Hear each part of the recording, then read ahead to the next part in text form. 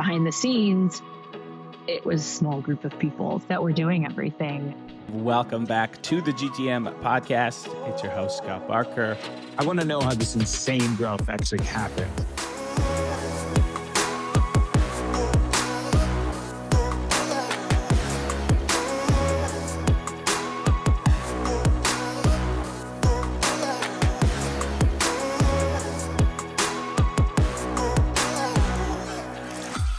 Hello and welcome back to the GTM podcast.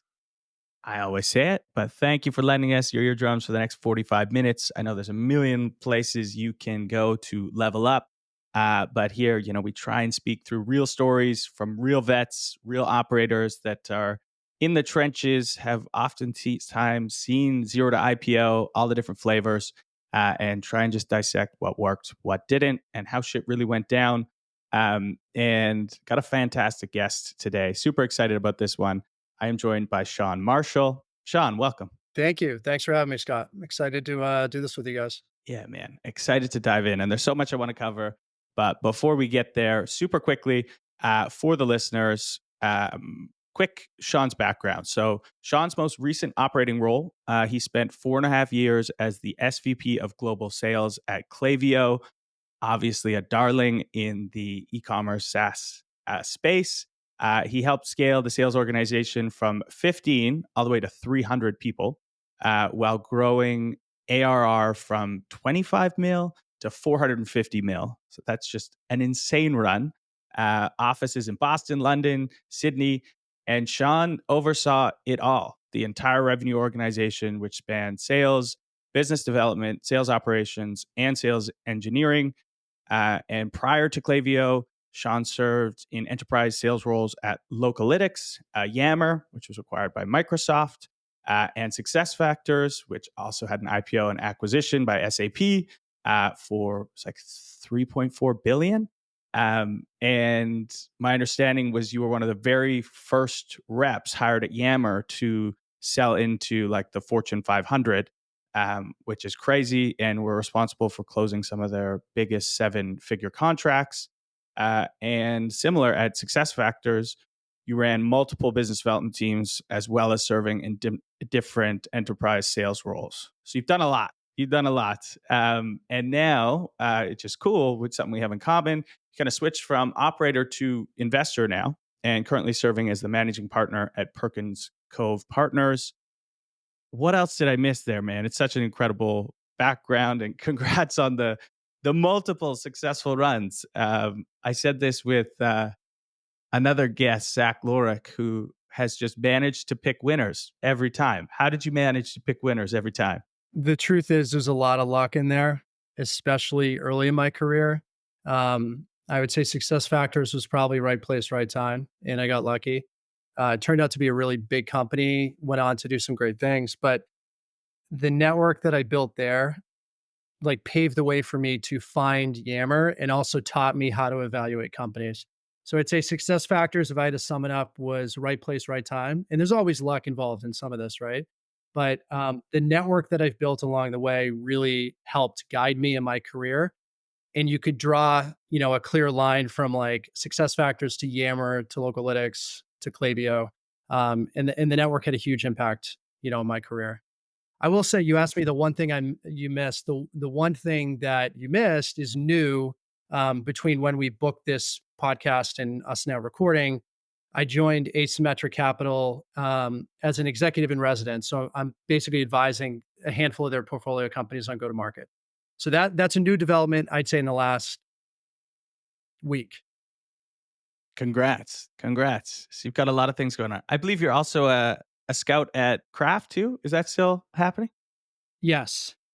I've known, so a lot of the Craft team worked at Yammer. David Sachs, one of the general partner of Craft, was our CEO. And Brian Murray did, right? Brian Murray, who's a good friend of mine. Yep.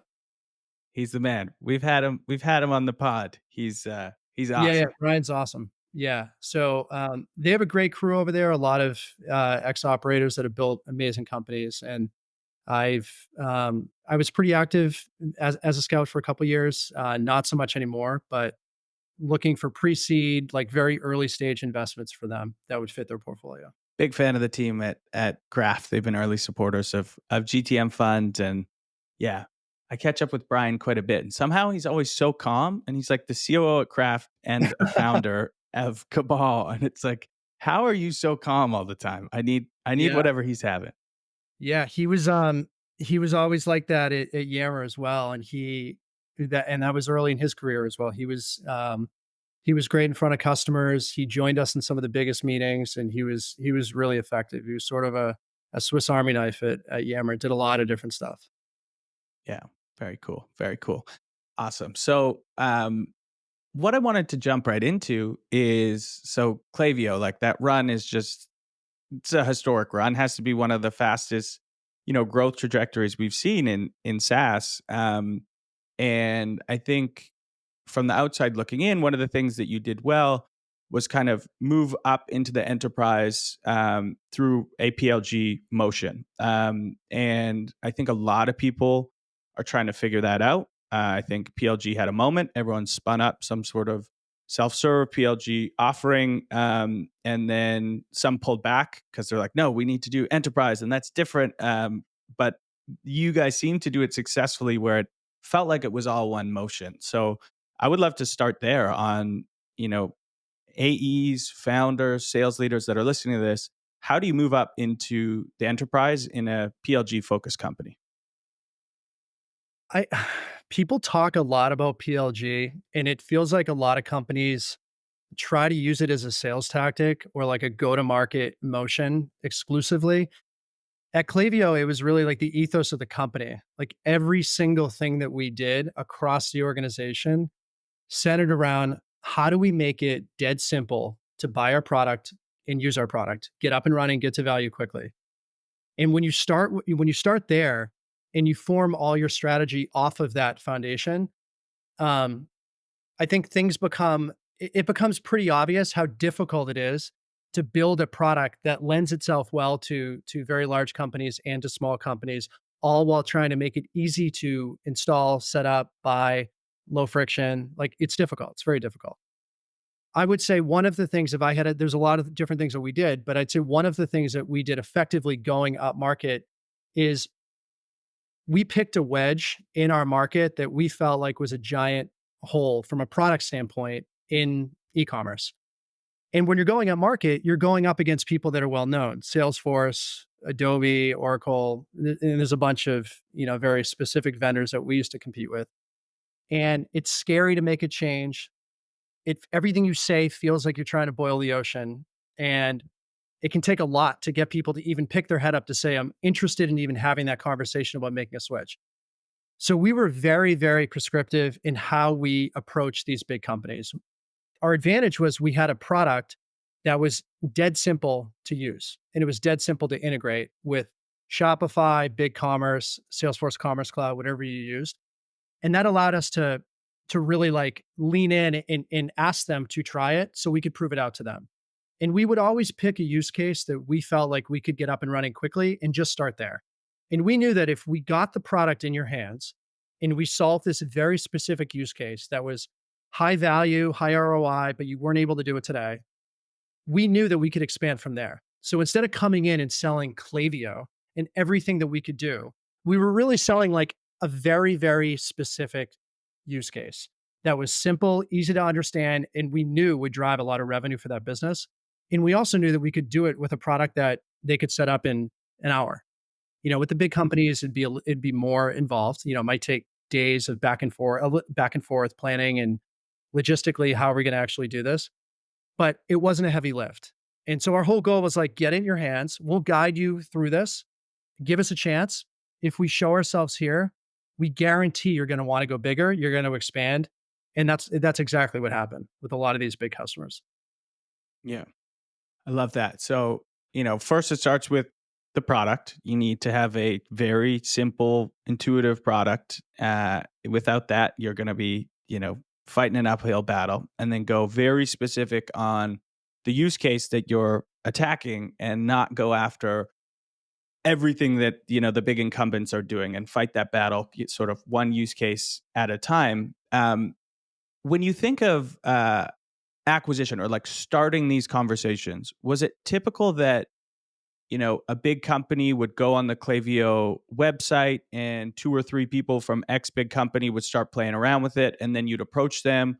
Or did you have enterprise reps that were going outbound to these big target accounts and trying to get them to sign up and use a free version? How did that typically work at the early stages? We were very careful about how we approach these companies because when you burn the bridge, it's over for a while. You can't go back to them for, 6 months, maybe a year, maybe even longer, unless the person you reach out to has left the company. So we were very careful about like how we went at them and what the story was, and we didn't want to burn that bridge. We also knew that the majority of these customers bought through partners. They either outsource the decision to a partner, to an agency, it could be a dev shop, but they had a trusted resource that they would lean on for these types of technology decisions. Um, Other people didn't necessarily outsource it to a partner, but they definitely involved a partner, and they would have this discussion with a partner. So we decided early on, like we want to have a world class partnerships program. And we spent a lot of time and resources in making sure we figure out exactly what it means to deliver an amazing experience to these partners, which were mostly agencies for the first few years. And that evolved into tech partners and even VCs down the line. But the majority of our like channel efforts were really through agencies. And so within enterprise, I think you have to think about it as a team sell. You have a BDR, you have an AE, you have a CSM that eventually will get assigned to this customer if they buy. And you also have someone on your partner team, and then you have the actual partner. So the pod, you can call it a pod, whatever you want, has to be aligned in the whole journey. Like how you're going to go get that meeting, what story you're going to tell. Are you going to approach the client or the prospect with the partner on that call? Are you just going to try to sell the partner first to convince the client to take the meeting? All of these things have to be considered. Whereas in SMB, most of the time, you can just, you can run a very general outbound motion, sending personalized emails and making cold calls and try to get these meetings and just do your thing. So very different with enterprise. You don't want to mess it up. You don't want to burn the bridge. Not that you want to do that down market, but you have fewer trips to the plate. You have to maximize every trip, and you have to consider how to sell through partners. At least in our market, we had to. I think that is a super often overlooked point when you start selling into the enterprise is, you have this big initiative. We're like, we're going up market now. Here are our target accounts. We've got lookalike customers like them. Let's go attack them all right away. And I saw this, firsthand in my experience. I won't know names. We had a huge enterprise customer and we were going through another eval. We had lost the deal about 9 months before, and we're going through an eval again, and it was about to go to like a security audit. And I remember we looked at it and we're like, we haven't fixed the thing in our product that made us lose last time. Why are we? And we had 12 people around the table from our company, a lot of manpower, a lot of time and energy was spent on this, and it's like we haven't done the thing. And we're going to lose another 9 months if we go through with this. And so that's a super overlooked thing, I think, that these big companies, they'll give you one shot and then, you're lucky if it comes back again in 9 months. How did you know that you were ready for some of these conversations? So we had a chance early on, at least in my tenure, to go up market. I would say there was definitely an appetite internally because we had a few customers that were large, using the product, happy. So outside in, it looked like we were ready. We were a good fit. We're ready for the enterprise. Let's go. And lead volume would pick up a little bit. Partners would refer a lead here and there. The sales team would go get some meetings, have some good meetings, and there was enough signal there to feel like, okay, we're ready. I would say one thing that Klaviyo did very well is we were very, very careful about like how and when we went up market. We probably could have gone more into mid-market and enterprise like a year or two before we did. And I'm actually really glad. I was leaning towards accelerating that and getting into the enterprise a little quicker. I think looking back, it's probably good that we didn't. And I have this conversation a lot with customers with portfolio companies I work with that want to start there. It's one thing to convince to be able to acquire an enterprise customer. It's very different to be able to deliver an enterprise experience to those customers. It doesn't matter how self-serve your product is. It's gonna take a long time to get these types of customers to understand what it means to have a self-service help center experience or some AI chatbot that you're talking to get your questions answered. At the end of the day, if they have a problem at 2 in the morning and their executive is in Germany, they want to be able to talk to somebody. And we weren't there. We just didn't have that. So we looked out, we said, okay, what's the opportunity in the enterprise? Just like we would with any other market that we went after, we would put together a plan, put together a model, and try to understand what it's going to cost to deliver the experience that we want to deliver, which meant adding people, potentially opening up new offices. And then we had to try to compare the incremental revenue that we get to the cost and ask ourselves, is this a good business? Everything that we did, whether it was enter new segments or geographies or consider building products, was looked at as a new business. Different acquisition method, different customer success motion, different costs, and different revenue outcomes. So you almost have to like partition your business into like all of these cuts and be very, very methodical about how you make a decision and greenlight something. So we did that with enterprise. And I think we had enough data and we had enough successful customers and finally got to the point where our product was there that we felt like we could sort of open the floodgates and like proactively go target them. And they're seeing a ton of traction right now. So they're doing really well up market. I mean, that's a fantastic way to look at it and a good kind of thought experiment whenever you're entering new markets, building new product is like, if this was a standalone business and here are the metrics, here's our conversion rate, would we do this today and would we survive as a business? I feel like it's so simple, but not done often enough when people are moving so fast. Yeah. I mean, it takes a lot of work and you have to have a really good understanding of how your business operates today and you need an understanding of how to allocate costs and how to evaluate markets. But it's a great exercise. I mean, I couldn't imagine running a business any other way. If you looked at this data, in a spreadsheet and the data told you that the payback, in this market was probably going to be north of 60 months for the first 2 years, you might say, that's not a business. Like, we don't want to go invest in that. We're not going to go do it. We're not going to enter this market. We're not going to build that product. Certain products are high margin, certain products are low margin. So I think we were good about that. We went deep on all the different dimensions of the business, whether it was segment, geography, or product. Well, it's no wonder you ended up in venture with that mindset of evaluating every little thing as another business and seeing if you should invest in it. It's the same way any capital allocator is going to look at a company, and you're just doing the same thing, but for your internal business with the revenue you have, with the funds you've raised. Makes total sense. The other thing I wanted to circle back on, you briefly mentioned these enterprise pods that you set up. I would love for you to share a little bit more on kind of what the makeup of those pods were, how they work together, and how that evolved over time. Yeah, I think it was pretty simple. I've seen a lot of companies get very granular and have like a team of 3 or 4 people that do everything together throughout the whole journey. That wasn't us. Our goal when we set this up was to get pre and post sales on the exact same page. So connect the dots between the people that are trying to acquire customers, BDRs and sales, and solutions architects, our version of SEs, with the people that are going to service those customers. Early on, we didn't really have a good, there wasn't a closed loop between all of these teams, and it creates problems down the line, right? So with enterprise, like one thing we just decided, we just said, look, we're not going to go after thousands of customers. These AEs are probably targeting 40, 50, of which 10 are high priority.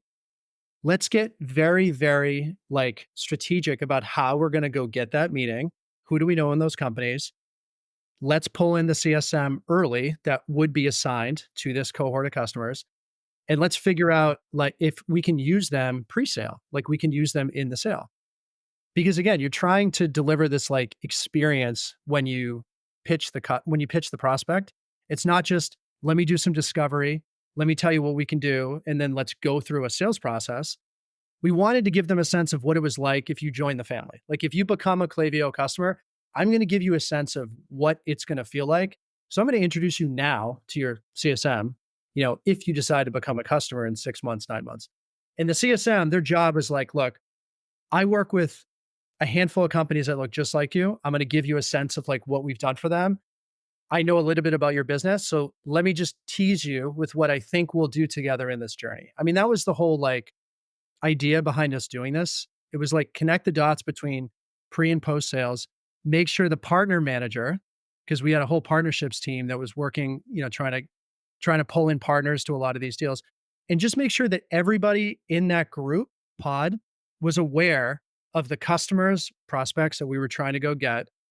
And the partnerships team was doing their job, making sure that they knew exactly what partners those prospects used, doing everything they can to sort of like grease the skids and allow us to either get in easily or like pitch on behalf of Klaviyo.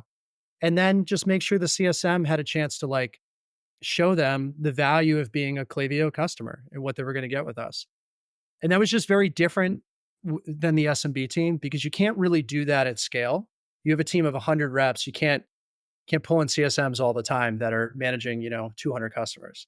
Yeah, just too much velocity. But I think that's a fantastic way of doing it. Not only do they can see the whole experience they're going to get, but also many times I find post sales folks have a lot of great anecdotes that they can share, up front of like, hey, just behind the curtains, this is probably some of the hurdles that are going to come up, and it's almost like really rooted in reality throughout the whole process. And there's not a expectation gap where the AE promises a bunch of things and then they're fired off to someone else, and they have to try and figure out how to deliver on all these promises. It's like a unified Klaviyo promise versus broken up into different segments of the process. Right. Yeah, we spent a lot of time training AEs on how to tell an effective story and trying to train them on all our customer stories. And what better way to do it than to have the CSM that's actually delivering the value and working with the client tell the story? So I think a CSM can be really effective in a sale, especially in an enterprise sale. And they have all that hands-on experience. I mean, they have a lot of credibility coming into the call. They're the ones that actually did all this stuff with the client. Yeah. Yeah. It gives you that extra layer of credibility. It's not, hey, we have done this as a company with XYZ. It's like, no, I was literally 2 months ago working with this client and here's how it went down. I love that. Okay. Shifting gears a little bit. So obviously that is an incredible run. And it's just kind of what everyone dreams of in SaaS, is that run at Klaviyo. But you had a whole career before that, and we like to showcase stories from all times in someone's career. And we had a prep call before this, and I asked one of the most impactful stories you've had, and it actually came way before all of this. And you're 23 years old. You are a BDR, which is crazy to have that. You've seen the whole thing. Fly back to that time period, Sean Marshall at 23 years old, and walk us through this story that had a big impact on, how you look at building companies and sales and marketing as a whole. Sure. I mean, so my first job out of college was not in sales. I was a consultant at Oracle. I didn't know what the hell I wanted to do. I went to college thinking I was going to be a software engineer. So my first, I think 2 years in college, I was in computer information systems, and I really liked tech. I really liked software, and I thought I wanted to actually be an engineer. I realized about halfway through that I didn't want to be an engineer, but I didn't know what I wanted to do.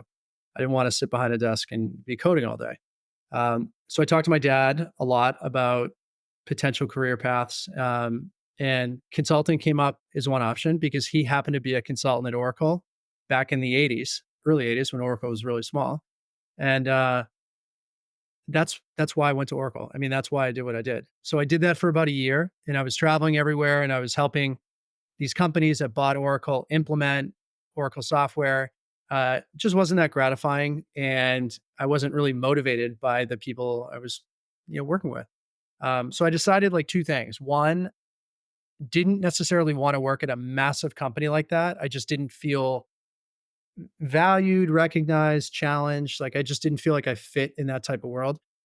And I also knew that I didn't want to be a consultant. I felt like I was super competitive. I worked my ass off. What can I do where if I work my ass off, I'll make a lot of money? Sales, right? I just sort of stumbled into going through that exercise. Like I just stumbled into sales. And so then the question was like, how do I get a job in sales? Everyone I talked to said, well, you got to start doing this type of work. You got to make calls. And so back then, I don't know if they called it BDR. I think I was a lead generation rep. That's what they called it. And, what we did is we basically made 120-ish cold calls a day and also had to send, I don't know, 30, 40 emails a day. So it was kind of this mind numbing job. But what I liked about it is I definitely learned how to handle rejection. I learned how to think on my feet, and I learned how to tell a story. And that got me excited about sales. So I did the BDR thing probably for too long. I was a BDR there for like 2.5 years. And I learned a lot, but I probably stuck in it for a little too long. But the experience that really hit me, I think, and this is what you're referring to, was I got asked to shadow one of our best field AEs at the time. And we went to a meeting I think it was in Omaha, Nebraska. And I forget the company that we're going to meet. There's not a ton out there, but It's probably like 6. yeah, I had never like seen like the whole BDR role was like do all this work, get a meeting, throw it over the fence, and then hope for the best. And you would hear some anecdotal stuff from the reps when you caught up during the week about how the meetings went, are they going to buy, all that stuff. But like after the meeting was set, it was just a black hole. And I'm like, I need to learn that if I'm actually going to go sell. Like I can learn the pitch and learn the product, but I need to know how to navigate these big companies because I know that that's really difficult.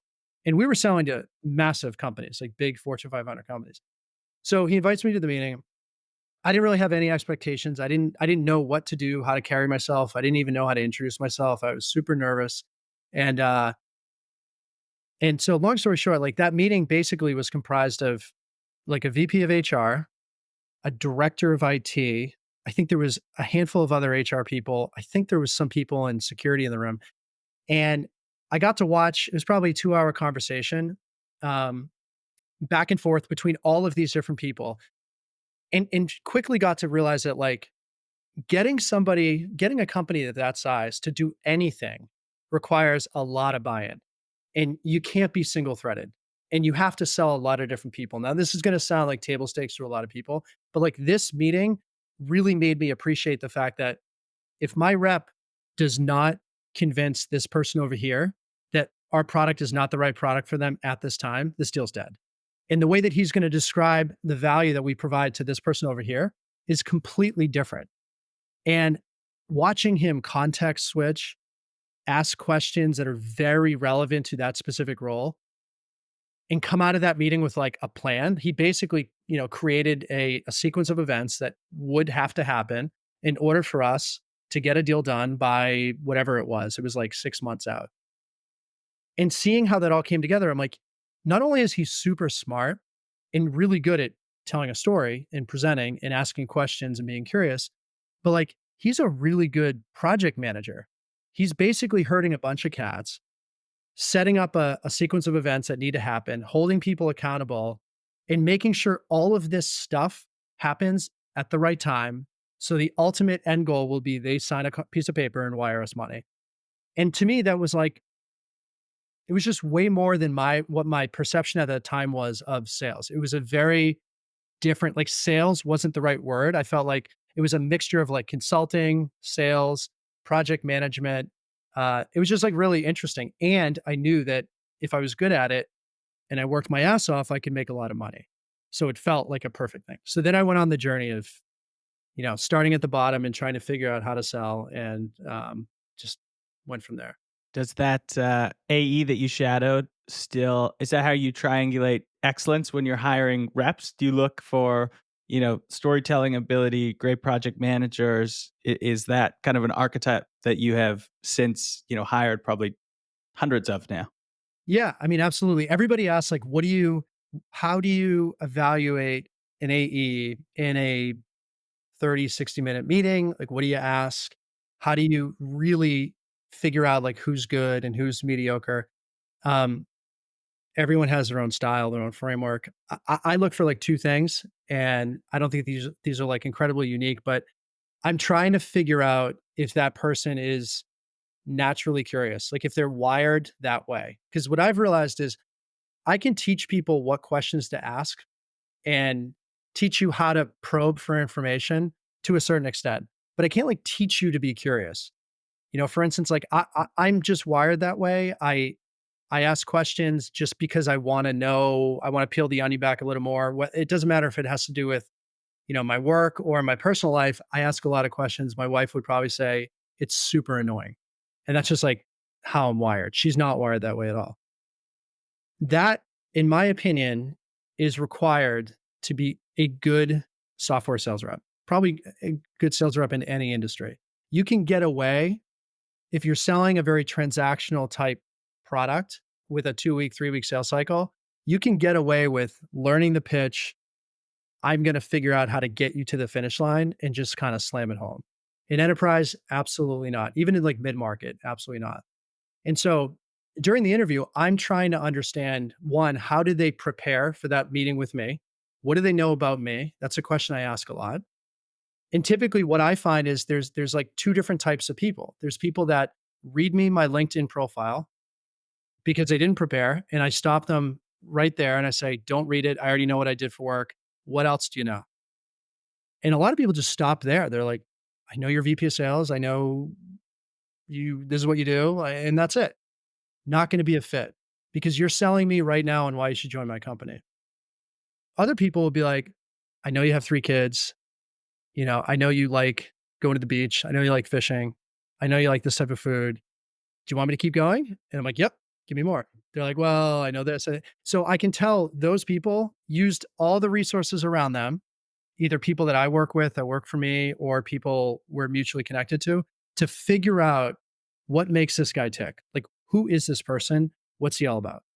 Those are the people that I want to hire, you know? And not because they're going to make small talk, just because there might be something in those answers that gives them a little bit of a leg up and creates like a memorable experience, a memorable interview where I'm like, I'm going to remember that person. And there's just no excuse not to do that in this age of information, of podcasts. You can be like, I know you were on the GTM podcast, and behind you, there was this artwork of this little fishing village, and here's the artist that I found with a quick Google search. And like, you can bring up all of this stuff.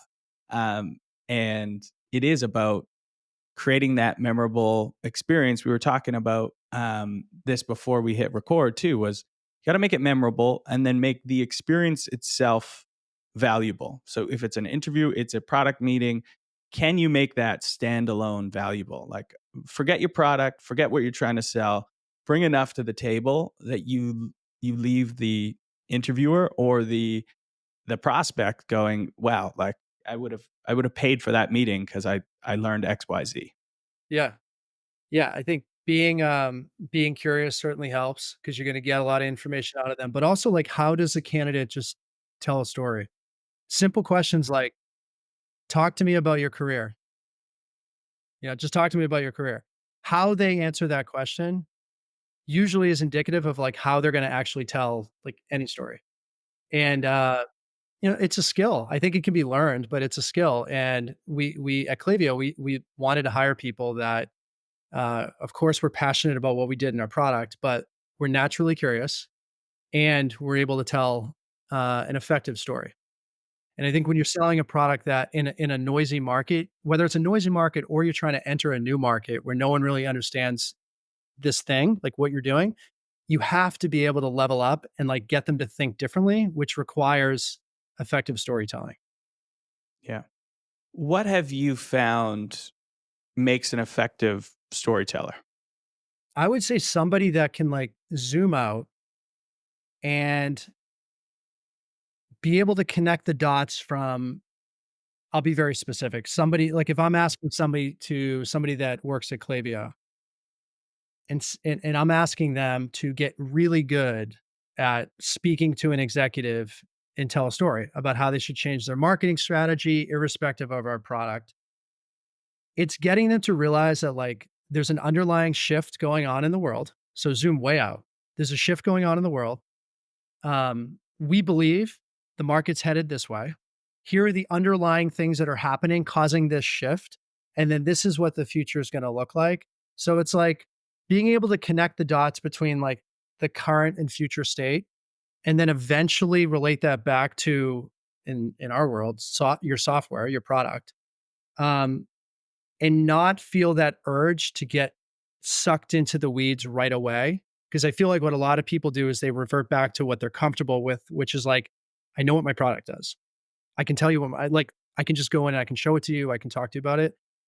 But being able to like park the product for a minute and really think about what that specific company, that industry, that the person you're talking to, what they're going to face over the next 5 years, irrespective of the damn product you're selling, and try to get them to understand or see the world the way that you see it. And then eventually you're going to map it back to what products will fill that gap and get you to that future state. But doing that is really, it's difficult. It requires you to like understand their world. So do your homework and really understand who they are personally, but like what the company is, challenges the company face, all that. And then what's happening in the market that's going to, create this future state that you're talking about, and why are they going to feel left behind if they don't get on board? I mean, that's a simplified version of how we thought about it at Klaviyo. I think it's great. It reminds me of, have you ever seen it's old now, but it's still timeless, Andy Raskin's greatest sales deck ever made? I think that's still such a perfect way. That's the framework that I use for every single company I work with. I Yeah. love it. The I love it. Zora deck. Yeah. Yeah, the Zora deck. I think that like, everyone's going to talk about like having a challenger mindset and challenger sale and that framework. To me, that's just like the natural way to convey an idea and try to be persuasive. It's like you have to put a stake in the ground, you have to have a strong point of view, and then you want to be very prescriptive and confident in what that future state is going to look like and why you're uniquely qualified to get them there. So yeah, I love that framework. I use it. I mean, I was on 2 calls today where I didn't explicitly talk about that deck, but like that is the framework that I've sort of like adapted everything to. Well, we'll make sure we put that in the show notes. Any enterprise seller or leader that hasn't seen that, it's great. I reference it all the time. And I think the other thing too is, the ability to tell us a story, and then also comfortable commanding a room, because just like it's very easy or comfortable for a rep to slip into feature functionality because that feels nice and cozy, and I know they're same with the buyers, right? They are used to that, and they think that they just want to tick off their check boxes in whatever kind of RFP they're running or whatever internal process. So they'll try and push you there too. And I feel like the best reps find a way to command the conversation and steer it back into, this is a vision for the future of the company, not this one business unit that we're trying to deal with right now. Mm-hmm. Yeah, and that's a very, very difficult thing to do. It's like striking that balance between giving them what they're asking for, what they want, versus giving them what you think they need, what they need to hear. Um, I'll be honest. I don't have a framework for that. I don't think there's a silver bullet for that. It's a lot of it for me, at least, is based on gut and intuition. It's like you got to be able to read the room, read people, and understand these signs. But it's difficult, And I think a lot of sales reps struggle with that, and they're trained to operate a certain way, and they're so, I'd say, like they try to hold information back when sometimes the right answer is just give it to them, right? Just give them what they need. Like there's other ways to get to the finish line and still deliver a good experience for that prospect. But sometimes you just have to like answer their question, and that is really that's a I don't know, that's a tough thing to learn. Yeah. That's the art part. There's art and science, and that's definitely the art part. Yeah, you can frustrate the shit out of an enterprise buyer if you're just skirting every question and being like, no, let's talk about the vision. That's awesome. Okay, I want to move quickly to a founder question. I love this part of the podcast, and this is a admittedly big question, so we probably could have spent the entire time talking through this one. But would love your take on it. So the question is, in past years, we relied on onboarding new reps to accelerate growth. We no longer have that luxury. How can we build a more efficient sales engine? So the classic struggle of, hey, we've got no more money to hire new reps. We now have to look at our current process and optimize for efficiency. What are the first things that come to mind when you look at creating a more efficient sales engine? Yeah, so the word efficient means different things to different people. At Klaviyo, we always looked at our CAC payback, and we had a number in mind that we wanted to keep that below. And for the first 2-3 years, we had an insanely efficient sales and marketing engine. Some people would say, hey, you didn't invest enough, like spend more. And then we dialed it back a little bit, but we were always focused on that metric. So efficiency means different things to different people. But assuming it's CAC payback, because that kind of captures like all sales and marketing costs, I think that's a great indicator for how healthy is this machine. There's a few things that you can do. You can either drive more demand and your funnel stays the same, so you get more revenue. You can improve different points of your funnel, and you're going to have multiple funnels. You should have multiple funnels. You should have funnels for each product you sell. Even if you have one product, you should have funnels by customer segment and by geography. Or you can do what a lot of companies do and just raise quotas, which usually isn't the answer. So I'd say like the one thing that I would focus on, if just generating more demand magically was out of the question, which it usually is, there's small incremental things you can do on outbound or maybe with your marketing content to drive a little more traffic. But usually if you're very, very, if you scrutinize all of your funnels and you look at each conversion step, at least in our case, we found a couple points that just were not like up to our standard. And we typically didn't spend time there because everything else was so good. So the good times, everything's up and to the right. You don't get into the weeds like this. You're focused more on other things. But when you have to think this way and you're squeezing every dollar, this is, we certainly went here, and this is where I would advise most people to go. Look at different parts of your funnel.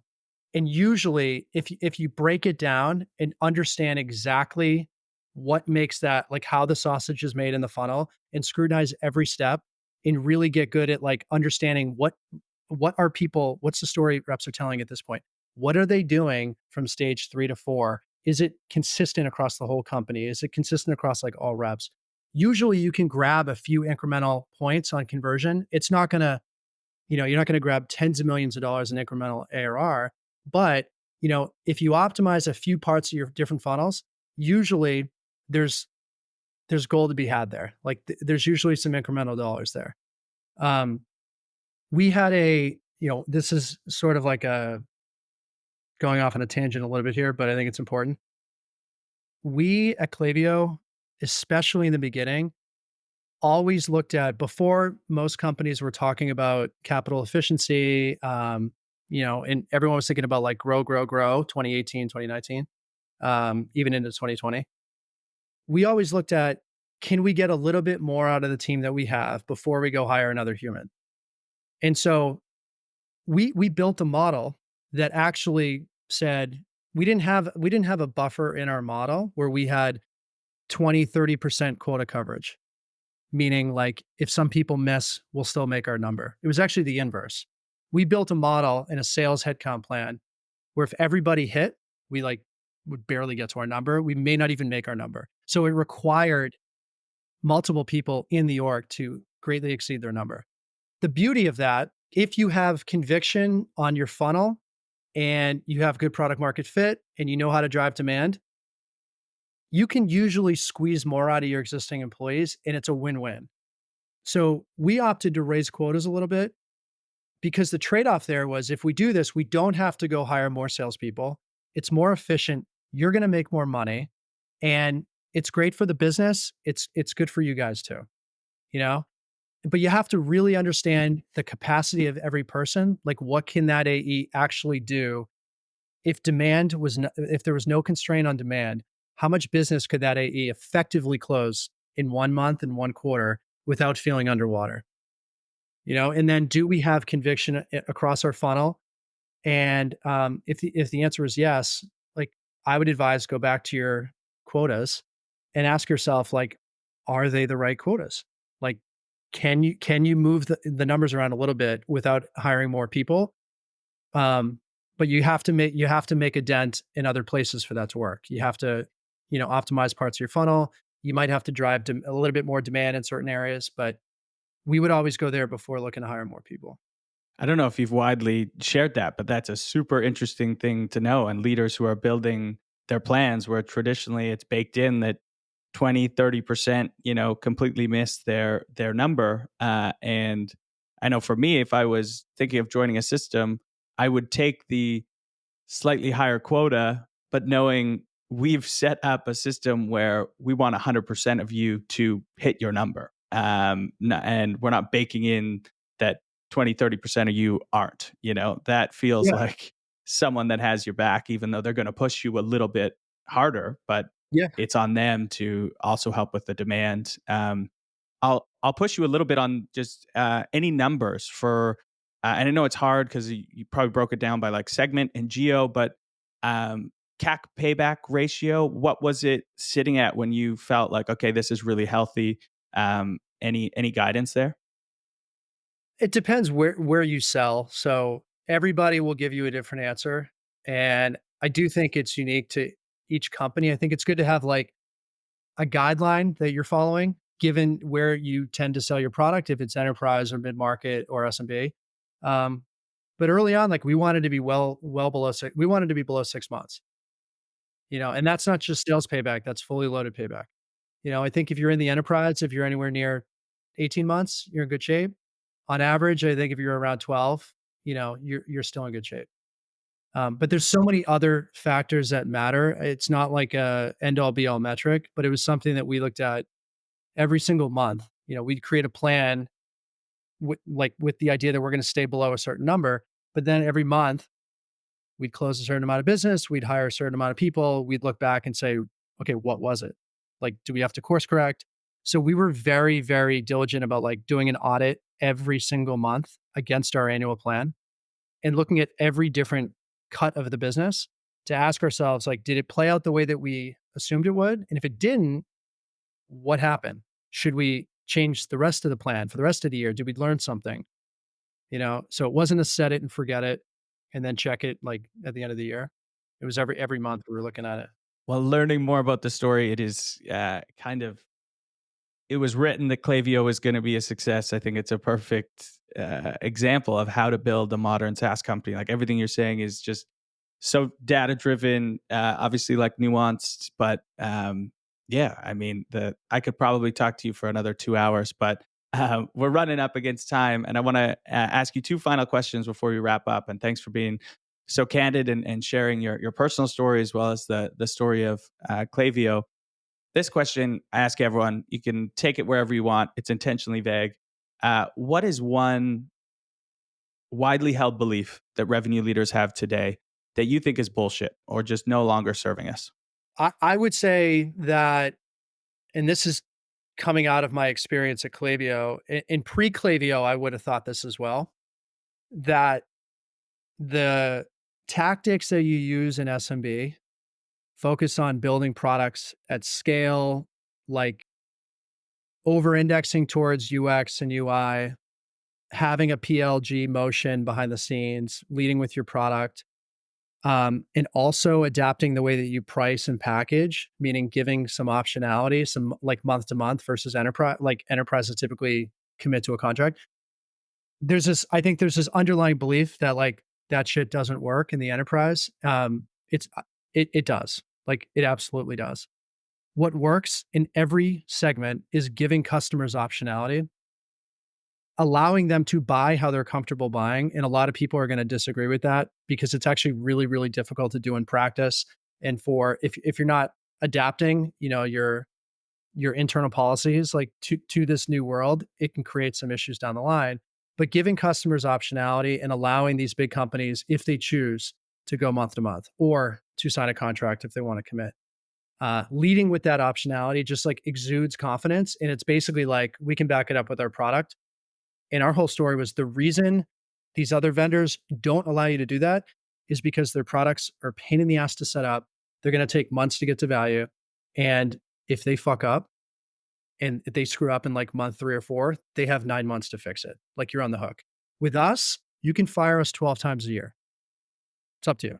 Like people would be like, so what's the catch? We're like, there is no catch. Like we just have a lot of faith in our product and we want to show it to you. And so when you lead with that, it's just a very, very different experience. And it creates this sort of vibe where they're like, okay, like, why wouldn't I do this? Like, what's the catch? Like everyone's just kind of like, why wouldn't I do it? And you quickly realize like people are willing to try new things and they want to give it a shot because you're making it easy, but you still got to deal with security and legal and some of that stuff maybe behind the scenes. But getting them over the hump of like even thinking of trying it when they already use a Salesforce or something, it just changes the conversation. Yeah, just de-risks their like why not at that point? Why not? Let's give them a shot and they can win it or lose it. And I think that also only works because of these systems you were running at Klaviyo with these teams where you're like, hey, here's your CSM and you're already in lockstep, you're already creating that future for them. And so by the time, they're in month 1, they're almost like hitting the ground running already because you've done all that upfront work for them. All right. Final question. Similar question, but flipped in a more positive light. I know you talk to a lot of, startups, high growth companies. What's one tactic or strategy that's working today for your portfolio companies? I think this is like an underappreciated tactic, but it's so simple. And especially when you're in this like customer discovery phase, when you're like an early pre-seed stage type company and trying to navigate towards product market fit. When you get somebody to the finish line and they're excited, they're willing to use your product, they're either paying or not paying, but either way, like they're using your product and they like it, capturing that moment and like asking them for referrals, just trying to get at least one referral out of them, hopefully more than one. I talk about it a lot, but I don't see a lot of people doing it in practice because I think they're either apprehensive about like if their product's going to continue to give this customer value or if it's going to even work for them.